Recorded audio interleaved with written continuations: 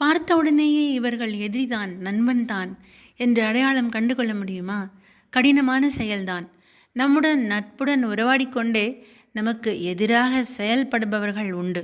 சில நேரங்களில் தந்திரமாக நடந்து கொண்டு எவ்வளவு தூரம் நம்மை உபயோகப்படுத்த முடியுமோ அவ்வளவு தூரம் உபயோகப்படுத்திவிட்டு நம்மை அப்படியே ஒதுக்கி விடுவார்கள். உதட்டில் தேனையும் உள்ளத்தில் விஷத்தையும் வைத்துத்தான் பழகுவார்கள். உண்மையிலேயே நண்பனா எதிரியா உன்னிப்பாக அவர்களுடைய செய்கைகளை கொண்டும் நடவடிக்கைகளை கொண்டும் எளிதாக அடையாளம் கண்டுகொள்ளலாம். பல நாள் திருடும் கள்வன் ஒரு நாள் அகப்படாமல் இருப்பானா என்ன?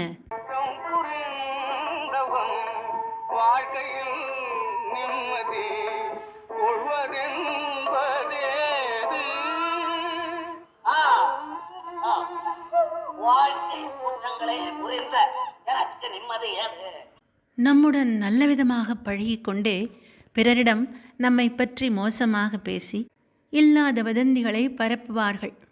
நல்லவர்களிடம் இருக்கும் அந்த நேர்மறை உணர்வு அந்த எதிரியை காட்டிக் கொடுத்துவிடும். அது மட்டுமா, நம்மை காணும் போதெல்லாம் முகஸ்துதி செய்வார்கள். அதிலிருந்தே அவர்களை நாம் கண்டு கொள்ளலாம்.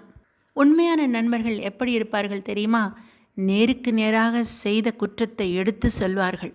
அப்படி சொல்லி நம்முடைய மனது பாதிக்குமோ என்று மௌனமாக இருந்து விடுவார்கள்.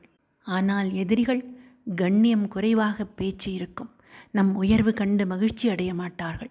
அவர்கள் நம்மிடம் பார்த்து சிரிக்கும் சிரிப்பிலிருந்தே அது போலிச் சிரிப்பா உண்மையானதா என்று கண்டுகொள்ளலாம். இவர்கள் மிகவும் ஆபத்தானவர்கள். ஒதுங்கி இருங்கள், அதுதான் நல்லது.